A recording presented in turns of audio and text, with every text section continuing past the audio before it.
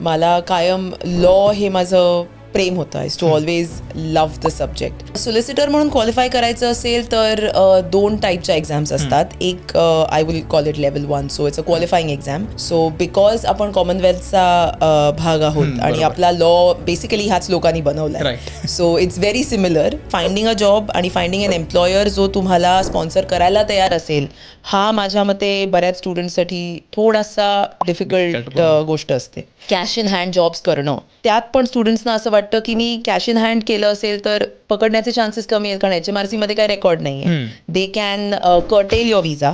ते म्हणू शकतात की तुम्ही इतके, आता तुम्ही जर 40 तास काम करत असाल आठवड्यातले, तर म्हणजे तुम्ही डेफिनेटली अभ्यास करत नाही. जेव्हा तुम्ही स्किल्ड वर्कर विजा अप्लाय करता, तुम्हाला 2 थ्रेशोल्ड बघायचे आहेत. एक जनरल थ्रेशोल्ड जो सगळ्या स्किल्ड वर्कर्सना अप्लाय होतो, आणि एक तुमचा पर्टिक्युलर जो स्टँडर्ड ऑक्युपेशन कोड असतो त्याचा थ्रेशोल्ड.